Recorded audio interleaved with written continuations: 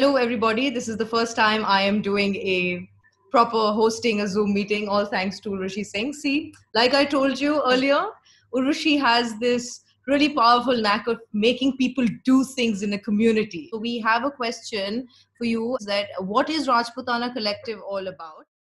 Starting with Rajputana Collective, it is an independent publishing platform to bring in the contemporary Rajput community together, not in ways that glorify our yesteryears. I mean, of course, there's a lot of glory to our yesteryears, and there's no feeling apologetic about that. But I feel like thus far, all media articles, or most of them, and film coverages, and just the media presence of Rajputs across the years has been uh, glamorizing to a point, flattering to a point, but it doesn't really convey the lives that we lead daily. There is a certain image of the Rajput community that is marketed and that is profited from, but and that's great. I mean, I'm happy that a greater number of people have been getting published for all their glory and for their palaces and their forts. But I feel that this has come with a cost, which is that there has been a certain stereotype that gets attached to Rajputs in general, which is that, okay, they all live in forts and palaces, they're all very privileged, they all are hanging on to something that's kind of gone past, and that somewhere down the line eats into our meritocracy in ways. Because I think each and every youth of the Rajputana community, and not just the youngsters, but even the elderly, our parents, for example, our relatives, everybody is doing something in their own right. It's just that that keeps getting whitewashed over by all these glamorous media publications, which I had a problem with. You know, I won't name the magazine publications because I feel like they're doing some great work, but I just feel like there is a so I'll just continue from where I paused. It was that, you know, our image tends to often get whitewashed over by, these not superficial, but just very typical accounts of what it means to be royalty. And I just think there's so much more to a community's character and to a culture that goes beyond, let's say, the glory that the outer world understands.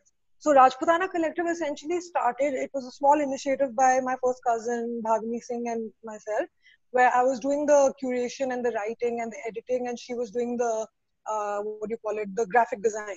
And it just started with a profiling of young Rajputs who were doing something significant in their own field. And initially, I took in all the people that I knew because for some reason, if this publication tanked, it was easier to explain to people that I knew. I didn't feel like the disappointment was fair on other people. So it's not that I didn't want to cover more people, but I just started off safe.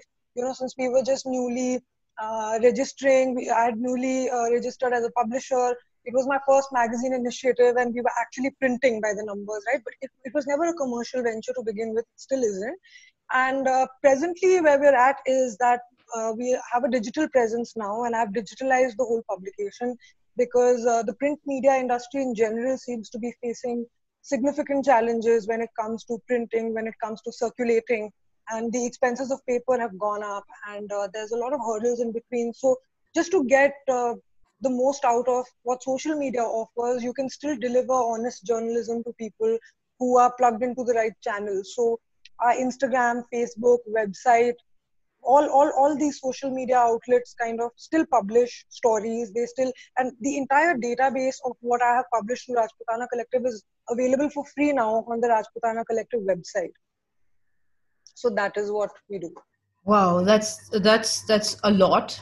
Really quickly, what inspired you to bring so many people together? Like, I mean, how did you get to know and realize that it is imperative for us as successful young people to be able to actually hold other people's hands successful and trying to get themselves out there from the same industry. I mean, how is it that you could, I mean, how am I supposed to, where did the enlightenment in you come from, that it is the most powerful thing for a woman to do is to get everyone together, even if we are from the same competitive background. I mean, a person Mhm. who has who is your peer was the first option for you. So the fact that you wanting to work with people of your own caliber, of your own strength, of you know,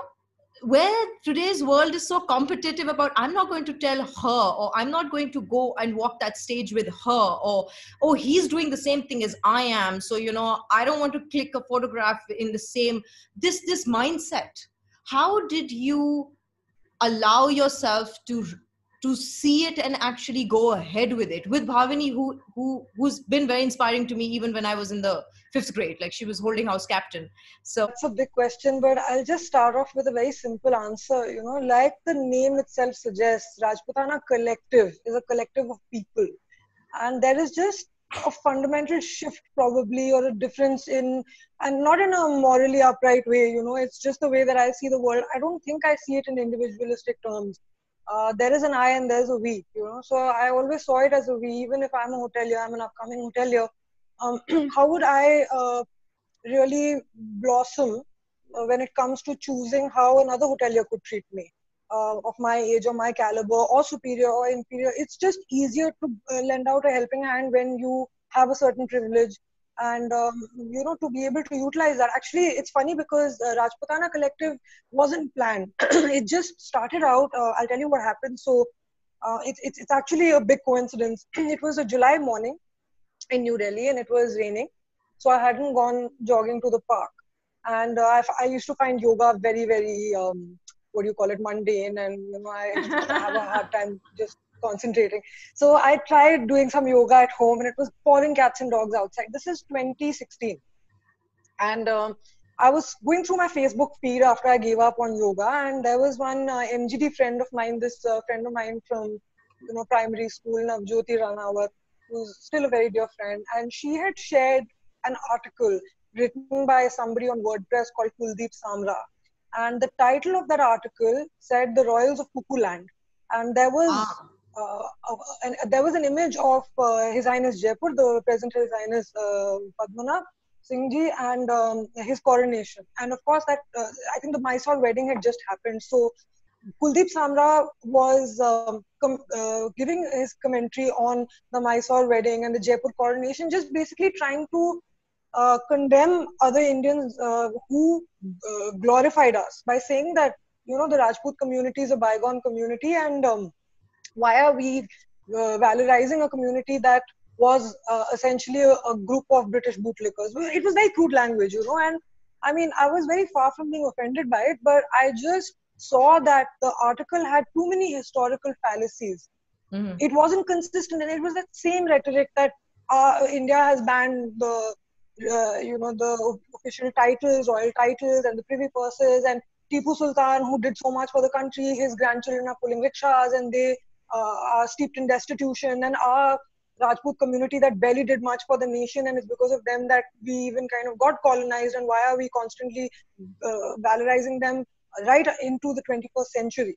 So, and you know, honestly speaking, I mean, I'm not a person who likes too much limelight or too much. If you've noticed, there hasn't been a single publication, like a proper publication on the retreat in Manali or on whatever I'm doing, because I just feel that's immaterial. Like, if my pursuit is to bring more people on board, I shouldn't be thinking about, you know, when I'm going to get an article slot. It's my magazine, I can do it. But I just felt like that defeats the purpose, you know. There's so many more people to cover before I would like to put myself on. I don't think I'm you know, worthy of that space yet. I haven't done much, but um, anyhow, so I just wrote a response to Mr. Kuldeep Samra on my personal Facebook status. You know, it's just where I write my blogs, and I have a lot of Facebook friends, but most of them are on limited profile because it's just for networking purposes, and I'm not.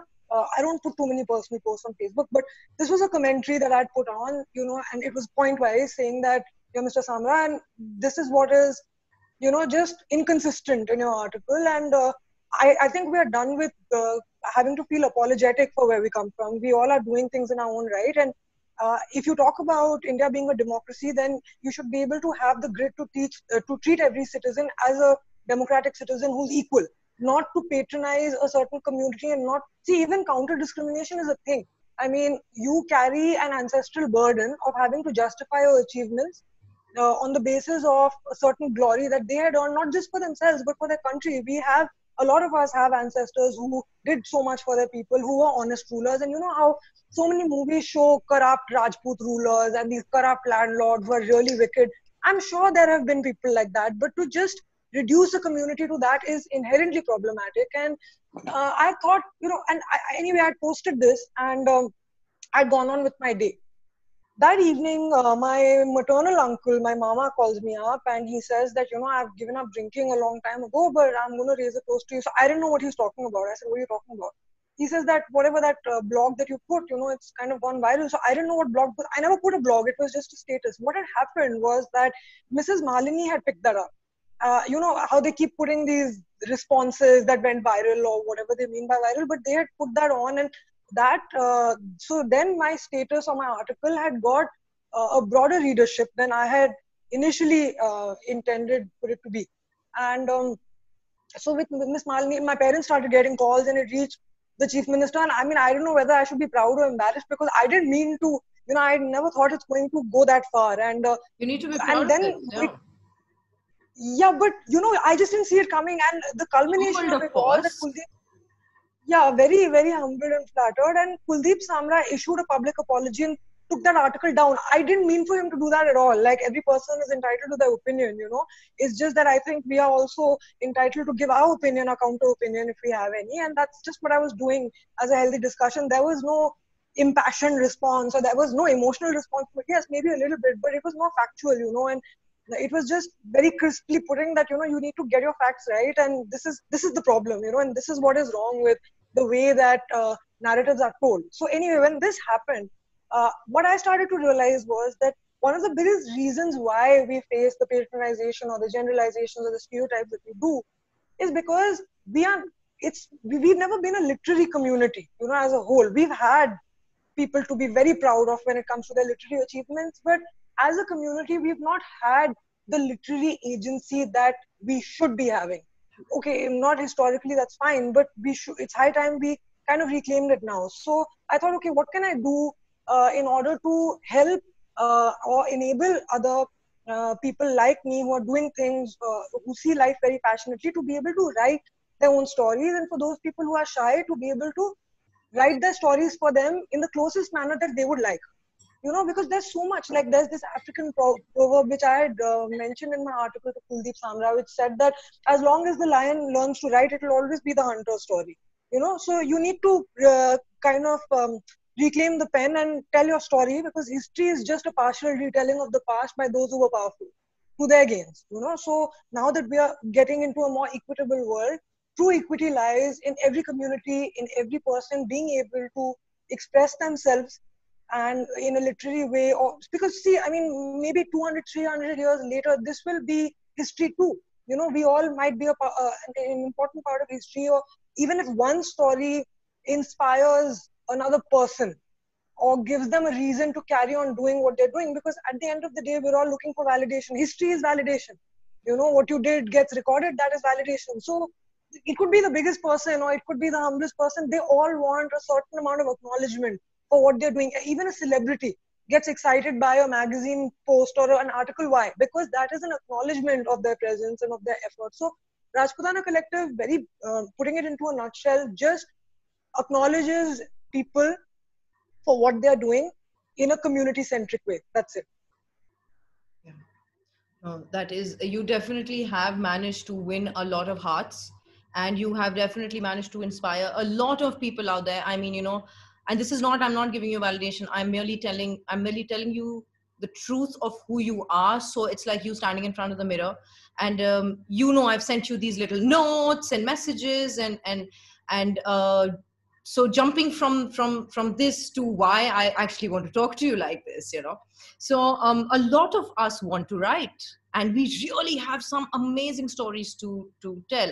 A lot of us are dreamers, a lot of us are doers, a lot of us are very realistic about the dreaming and the doing. you being the dreaming and the doing, and me being like the doer and not being able to write my story, not my story, but not being able to share it beyond a point. Always, maybe, I don't know what it is. If it's fear, if it's some sort of a comparison, if it is a perfectionist attitude, I don't know which one it is, because a person like me or people like us, a lot of us do our work with great diligence, and it's okay if we fail and we keep trying. But when we want to share that story out with the world, it gets difficult for us to be able to make a structure to it. So, and they call it a writer's block or something, so could you I don't know if it's a creative block, writer's block, or just some sort of so, because you're a writer, you're a publisher, you are an avid reader, and you're a self-motivated person. Now, how you got that, we'll get to that too. But what advice are you going to give uh, people who want to write but somehow are not being able to do it correctly? Jija, there are many reasons as to why. I think each person is born a communicator, and they just have to find the mode of communication that suits them or what they are most passionate towards. Art is a mode of communication: writing, speaking, poems, poetry, photography, art, even hospitality, for that matter, is a way of communicating hospitality, right? Like just being a hotelier means you are communicating hospitality. It's as simple as that. And a person has hospitality in them or they don't. So you could have somebody who's as qualified or not. And the same applies to writing. You might know 100,000 words, or you might know fewer.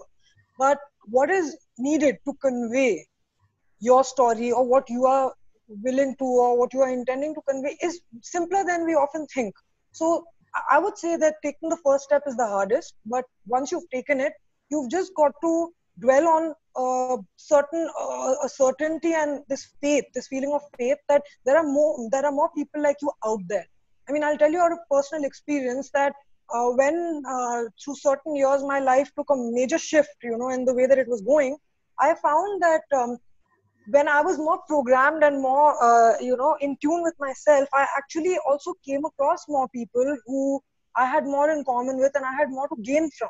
So we are often our primary alienators, be it as writers, be it as artists, be it as people, be it as individuals. So a creative block or a writer's block could come for several reasons, but I'll talk about two. One is that we're worried about how it will be received and are we good enough for this? Because when you publish something or you post something, people are dedicating their uninterrupted attention to that, to consume what you have put out there. And I think there's a certain responsibility, major responsibility that comes with that.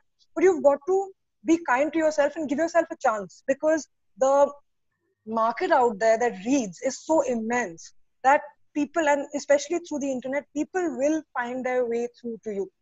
You've just got to make a start. And as there's no writer that's stagnant, every person's style changes. And more often than not, a writer will go back to a piece that they've written 5 years back and they might be like, oh my God, what did I just write? But that was you, that was you back then. And as long as you had a clarity of intent, and as long as you had your priorities and your principles in place, I don't see anything as inferior or superior writing. It just has to be well-intentioned and goal-driven, and it finds its way. It finds its niche. It just, it finds its people also. And I mean, out of 10 times that you ask people to receive that, maybe you'll get a no 7 times. But what matters to me is not reversing that 7:3, but to get even one person out of those 10 who is genuinely dedicated and who's genuinely interested in what you're writing. Does it really matter to them, or are they just flipping through it just because they are bored and they don't have enough content? So the idea is, and especially in the world of social media, we are so validated by numbers. We want X thousand followers, we want X million followers, we want these many readers. Often people are like that, and that is a trend that's kind of sold that, okay, in order to be noteworthy and in order to be significant, you need a very large entourage following you, but that's not true. Rajputana Collective was just publishing 1,000 copies per edition, but that was going into hotels. So my idea was not to publish more. It was to publish less so that those copies get circulated through the maximum number of hands and eyes and minds. So if it's in a hotel, and let's say a hotel like ITC Rajputana, and that has 250 rooms. So even if they take 250, which is 1/4 of what I totally publish, every room has at least 100 visitors who are reading. So the readership goes up into 100. That was the idea. So once you write, you publish something, one person will catch on to it, and then it just spreads. There's a splinter effect, and the people who are drawn to your writing will find you. You've just got to put yourself out there, and put yourself out there sans hesitation, and be brave about that. Okay. Okay. So our next question for you is, as a hotelier, your learnings as a hotelier, as an editor, and as a shooter, because I've seen you do all three now. So yeah. So, learnings. Yeah, I mean, I've seen you shoot as well. You're a very good skilled shooter, and you've been consistently at it. I mean, I don't understand skeet very much because I just started shooting trap 3 years ago. Though my father always wanted me to be a skeet shooter, so maybe someday I try it. Though you're a trap shooter, I tried my hand on trap. Oh my god. There was somebody behind me who actually cheered saying Lal Pari. Why Lal Pari? Because I have a red jacket. That was embarrassing. Okay, I was like straight zero. I mean, I aced trap. But yeah, skeet is something that I don't know. I think. But yeah, I would like to know from you, what have you learned that anything that comes to your mind? Okay, I think every day is a learning experience. I don't think learning ever stops. It just keeps going. You could know as much, but I think knowledge and learning is never ego driven. So it's just as devoid of ego as possible. So the people who continue learning are the people who learn for the sake of learning, not for the sake of being known as a learned person, because that is an egotistical view of knowledge. So for example, if you're at a dinner table conversation and there is some factual argument, about something, about some factual premise, and even if so as to speak, the most learned person in the room is wrong, if they are true pursuers of knowledge, that wouldn't damage their ego at all, because you are arguing for the sake of knowledge. You're not arguing for the sake of ego. So I think there is so much to learn for a hotelier, from the lowest rungs of their staff to the highest, or from it's just about being receptive. Every tourist, every guest of yours will teach you something if you're willing to learn. So like I said, every day is a learning experience, and learning never stops. And as long as you have determination and sincerity in your heart, I think you find your way. There's no stopping you. Like there was that movie, I think, Amir Khan's Secret Superstar, where he tells the girl that kids like you who have talent are like bubbles, in soda water. You just rise up.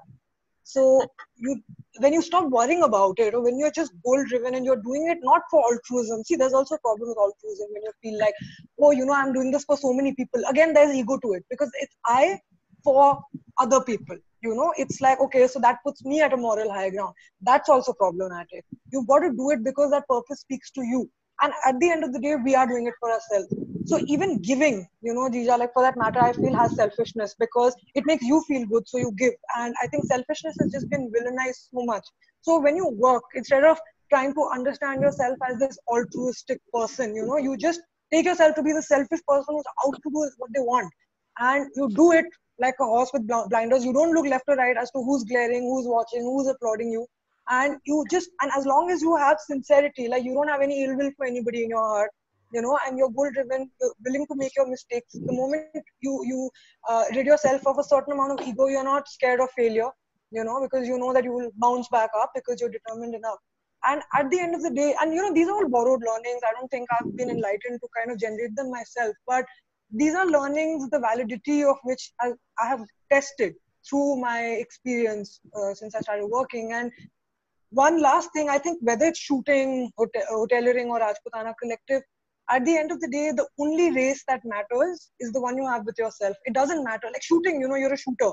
So you are just shooting every time to beat your own score, or to shoot better, or to be a more accurate shooter. If you start looking at other people's scores or your own score while you are going through that round, 9 out of 10 times, you'll mess it up.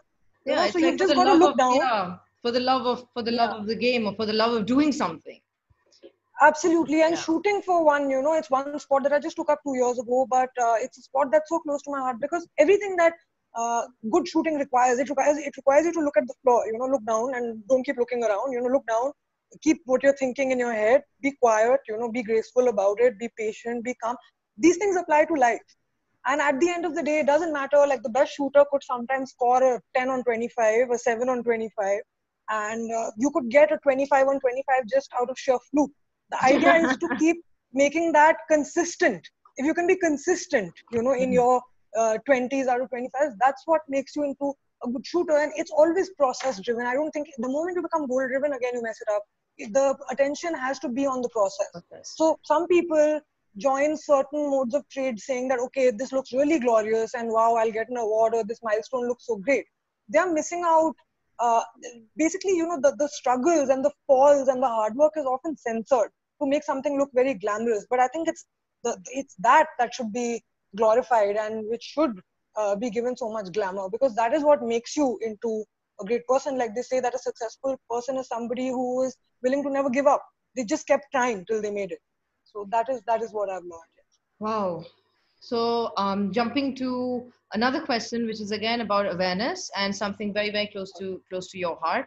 And this is your page on Instagram for lupus awareness. So, could you throw some light on a little quick on what lupus is and how can um, how can people, of course, who are going through this and people who are related to them, how can they interact better and be able to address this and make more awareness of this? Sure. I'll begin with explaining what lupus really is. There are autoimmune disorders or diseases, however people would like to refer to them. There are over 200 kinds of autoimmune disorders. And what all of them have in common is that your immune system is working against you. So, for example, when there is an army of a nation and it's meant to counter terrorists, but their army is not able to, for some reason, distinguish between terrorists and its citizens, and it starts to attack its citizens. So that is what autoimmunity is all about, and it could come in various forms. So there's Hashimoto's, which is autoimmune of the thyroid. There is multiple sclerosis, which is autoimmune of the spine and the nervous system. There are over 200, like I said, type 1 diabetes. So systemic lupus is one of them. And in this, what happens is that the immune system attacks the body's healthy connective tissue, or it could affect the kidneys or the lungs or the heart. So it's a systemic problem. But like if you look at a person who is battling lupus, like you look at me, you won't be able to tell that there's anything wrong. We go into, like, let's say the doctor's clinic, and the doctor will ask, okay, who's the patient? Because they can't tell just by looking at you, because you look perfectly healthy from the outside. And when basically what happens with autoimmune problems is they are either in a flare, which means they are active, or they're in remission. It's like a volcano. So, or it's like a sleeping dragon, where if the dragon is sleeping, everybody is happy. But the moment the dragon wakes up and starts spitting fire, there's complete havoc. So there's no like proven ontology as to what brings immune responses up, but based on experience, what I can say is that it's mostly psychosomatic related. It comes out of stress, it comes out of environmental factors. It is slightly genetic as well, but it's majorly triggered by stress. And while there is no permanent cure to an autoimmune disease, in fact, it's like it could keep spreading its wings and it could keep mutating into other forms. So while there's no cure for it, you could definitely, like, medical science has progressed so much when it comes to helping people lead the best lives that they can with that problem. So when my lupus is in remission, it's as if I don't have anything. And when it flares, I have like a fever. So far, I've just had 2 flares, but those flares, if they get bad, then you need corticosteroids, because those are the most powerful anti-inflammatory drugs there are. And you could get high fever, you could get a lot of body pain. Sometimes your kidneys might not be filtering the protein in your body very well. So these are all symptoms. And I mean, it's a lifelong system of being monitored. So you have to keep having your routine checkups every 3 months if you're doing well, sometimes every 6 months. You've just got to keep a tab on that. So anyway, so I got diagnosed with lupus in 2018. And when I did, my parents kept saying that, wow, oh my God, I hope it's not lupus. I hope it's not lupus. So it was so demonized already for me before I got it. And when you have it, it's like an ailment is like an unwelcome guest, but they're very much there to stay. So you've got to make peace with it. And it was so daunting because I would go through Google and I would type in how to cope with lupus. And the moment you type lupus, it would say, how long does a person with lupus have to live? And that is very scary, because you feel like, oh my God, okay, I'm going to die. Uh, and that's not true. I mean, okay, maybe 50, 100 years ago, medical science hadn't advanced so much. I'm sure we'll come to a day when we have a cure for it as well. But there was no mentorship that I had. And there's only so much time that a doctor can give you because they have the responsibility of so many other patients. So there was a lack of mentorship. I just had to count on WebMD. I didn't really know who I can talk to about this because I didn't know anybody who had lupus. And because disease is stigmatized so much, so people don't want to come out there with what they're suffering from because they feel like showing themselves as vulnerable will just make them seem problematic and less desirable, and they will have stigmas. So I just applied the reverse logic that if there are so many people out there who are suffering, one person has to begin and start talking about it so that more people can talk about it, and more people who need mentorship when it comes to lupus. I'm no medical expert, but I'm there to help people understand their symptoms maybe, or cope with them, or share my experience with them if that helps. And since I'm a long distance runner, I thought I could raise funds, for lupus through the things that I like. So I bake healthy desserts which are sans gluten and sans butter and eggs, because a lot of people are now turning vegan. So I have vegan brownies, I have vegan nut butters, that I do. And the proceeds, like apart from the cost price of that recipe, goes into the lupus fund. So someday I hope to, and yeah, and I also run not marathons, but let's say 10-kilometer runs, 5-kilometer runs. I haven't reached 20 yet, but I hope to someday reach a half marathon and run for lupus. So I have a shirt which says "Run for Lupus," and it says Lupus Warriors. It's just to spread awareness, because and the people who know somebody who's dealing with lupus also need to have a certain amount of awareness with the disease, because if they don't, then they don't know how to cope with that person or with themselves. So the need of the hour is awareness, and that's what Run for Lupus is all about, to spread awareness. I can really, really relate to your story, not personally, but I can relate to your story. 10 years ago, when I just got out of college, we all got a job, and I was living in Delhi at my grandmother's place.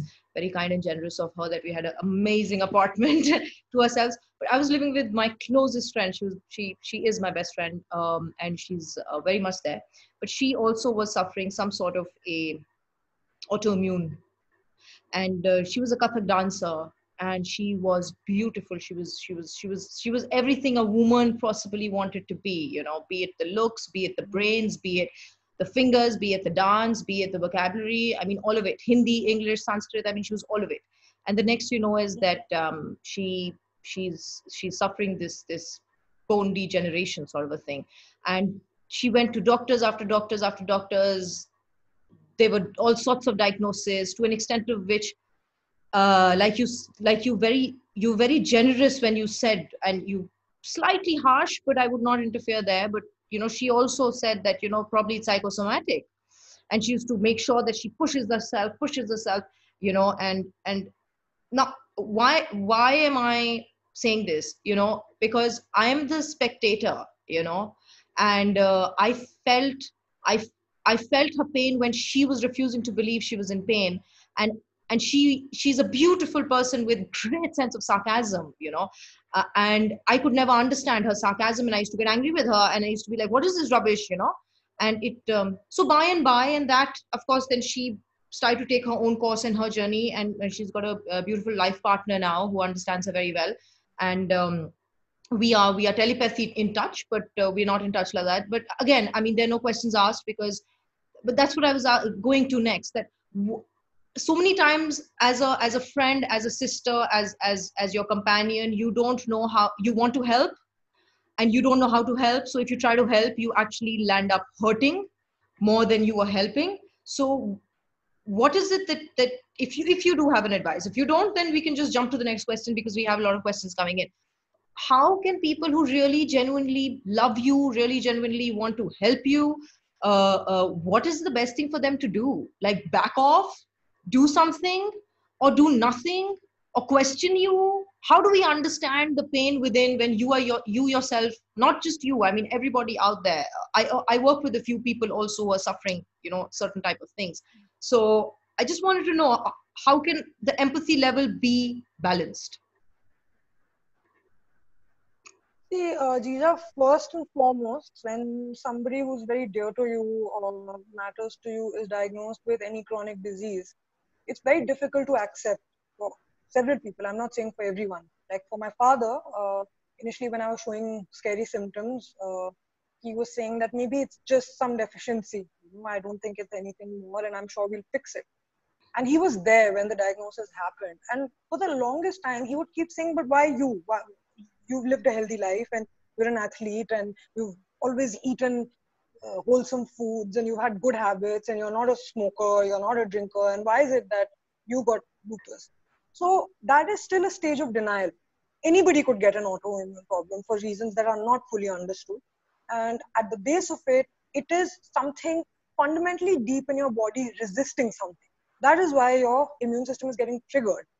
I think for the person who's going through it, this is an opportunity. You can't choose pain, but you can choose not to suffer. And that was my first decision. I said, I don't want pity, for one.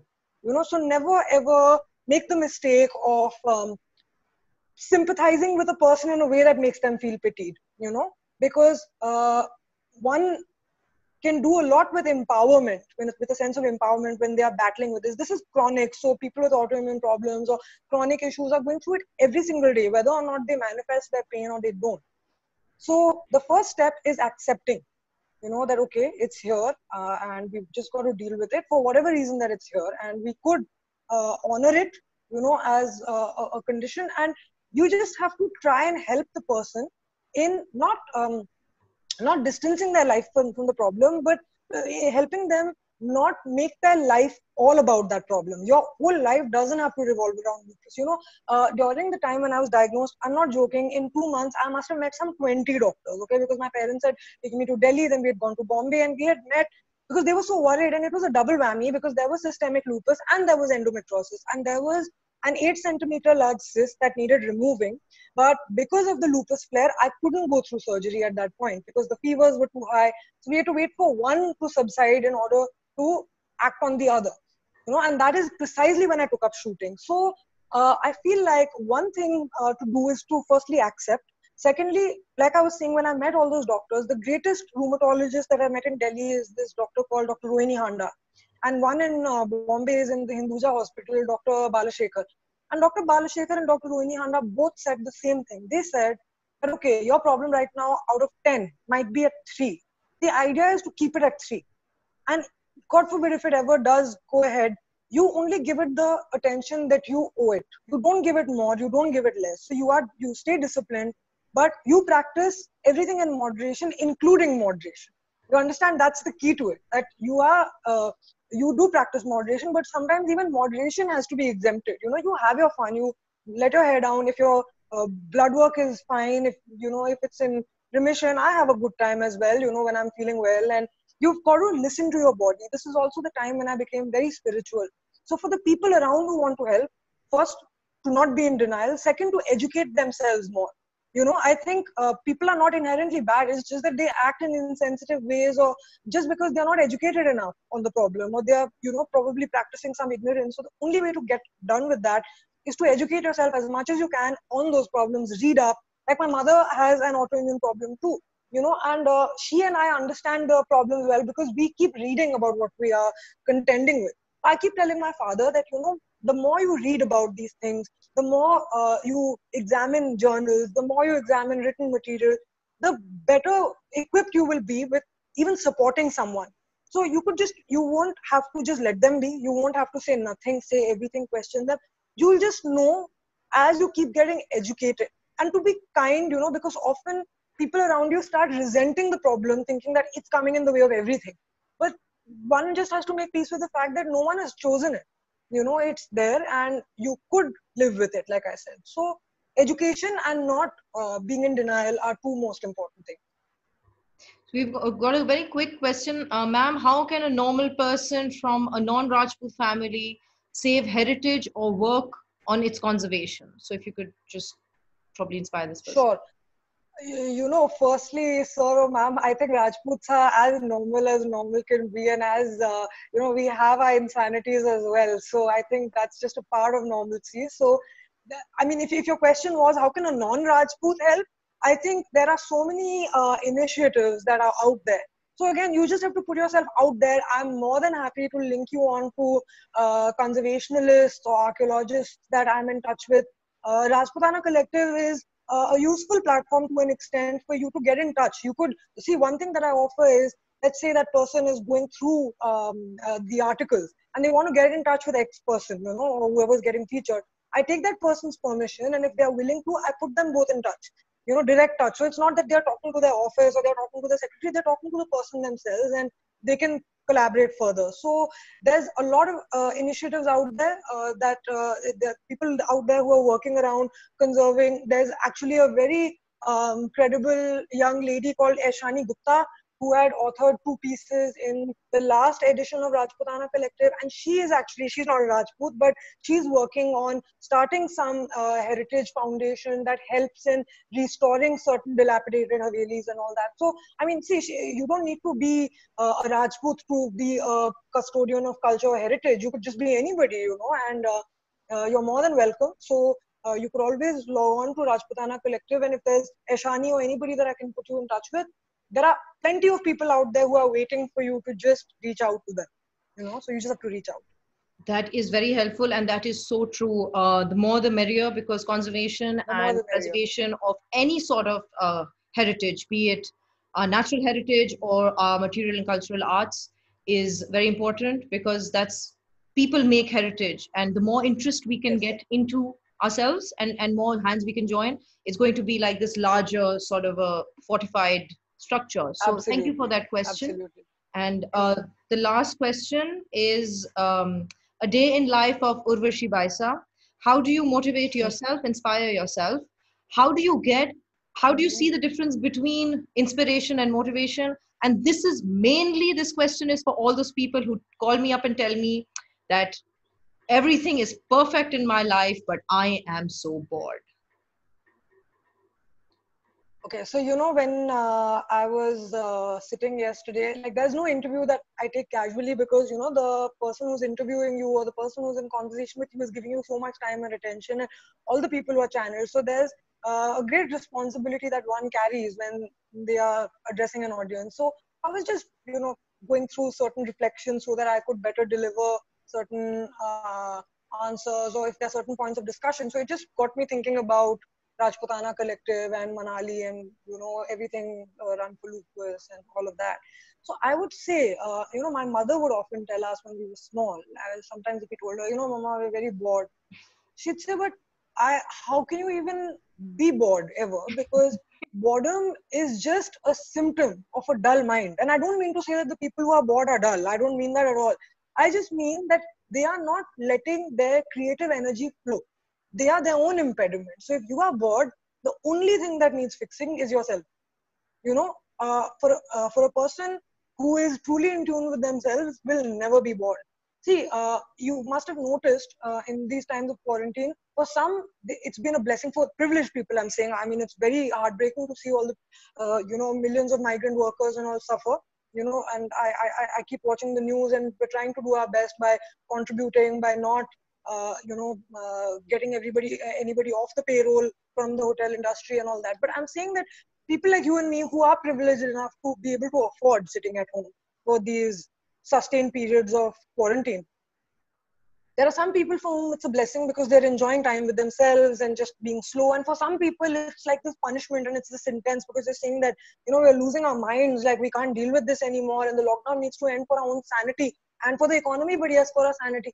And to them, I would say that maybe there is the most amount of working on that is required is on yourself. Because if you constantly require, you would be an example, because you spend months and months by yourself in Jawai, and you're doing some amazing conservation work, and you're doing so much when it comes to teaching and when it comes to wildlife conservation and all. And the fact that you are at peace being on your own says that I don't think you're a person. I mean, I don't know if I'm speaking for you, but I'm just taking a chance to do that. Is that I don't think you ever get bored, because being bored is just basically you are blocking your own creative energy. That's all. You don't need much to keep yourself entertained or to do something. See, I mean, that not everybody lives on a purposeful, operation of life. And I don't think purpose is everything. I think it's just what needs us to be driven, right? So some people need purpose, some people need more leisure. It's whatever suits, whatever rocks your boat. But when it comes to boredom, and when it comes to this lockdown, this is a time when we are not slaves to a certain corporate routine. This is the time when we can give to hearing ourselves spiritually by just being with ourselves, meditating, reading, painting, doing something that's creative, because we become passive consumers of content. To sit and just Netflix and chill is great once in a while, but to just binge watch series in your pajamas, to not put a routine to your day, is constantly dulling your mind. See, dressing, for example, is a form of self-expression. What color are you feeling that day? You dress up like that. That is self-expression. You wake up to just sit with yourself for 20 minutes after you wake up, because we are constantly doing things externally the whole day. But how much time do we really spend with ourselves, barring the time when we sleep, because that's when we're not conscious, but to consciously be with yourself. So a day in my life, always, always, always, 9 out of 10 times begins with I'm not saying I do like this enlightened meditation, but I do a kriya sadhana, which is basically just pranayam. I do anulom vilom and Vipreet Sas, and there are these breathing techniques to get your body oxygenated and to get your brain oxygenated. That's what I start the day with. Some days, I'm not saying that every day is a nirvana day. There are some days where I'm feeling very shifty and I'm feeling unsettled. So that meditation, I find it difficult to sit in.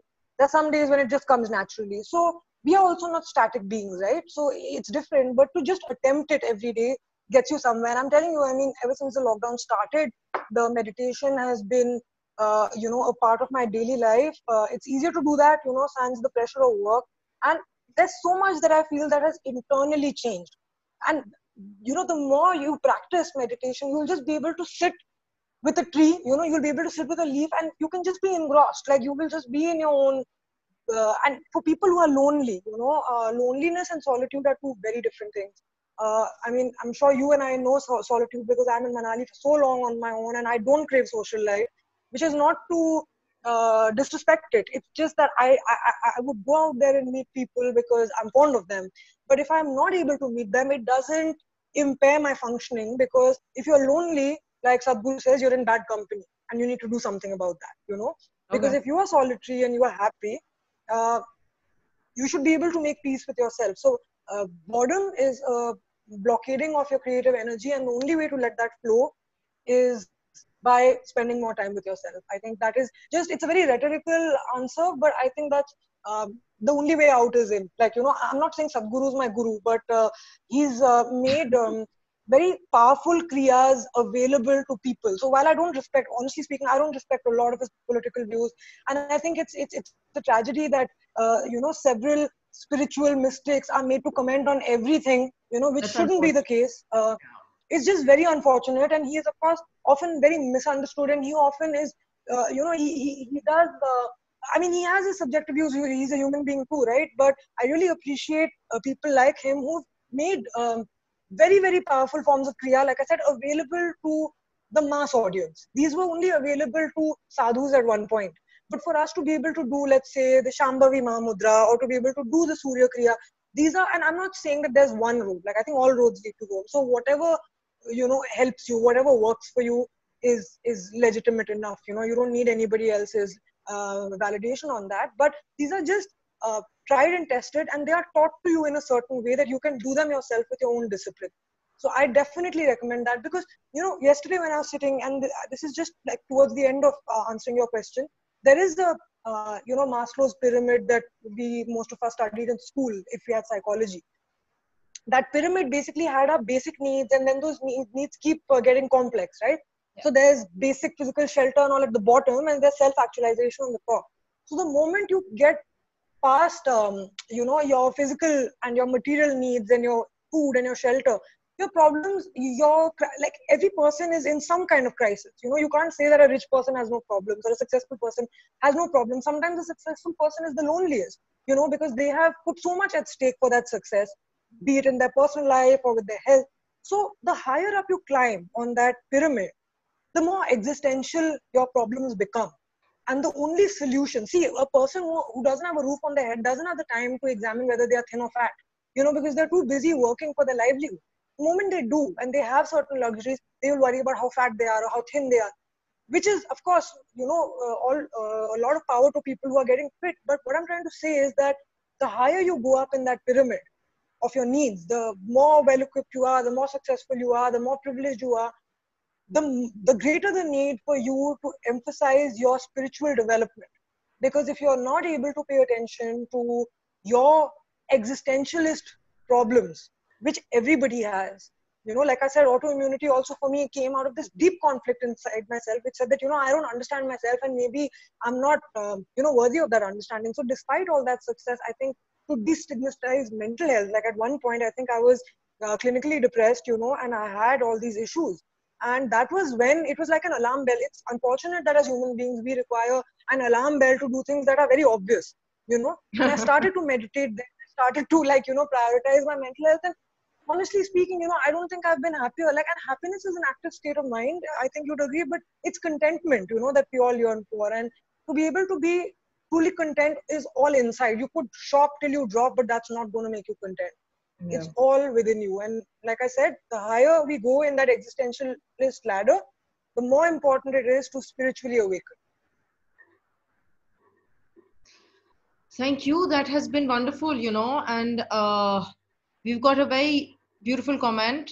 Now this gentleman or ma'am's name is OnePlus C10. Now there is no 60. I'm so sorry. They're phone companies.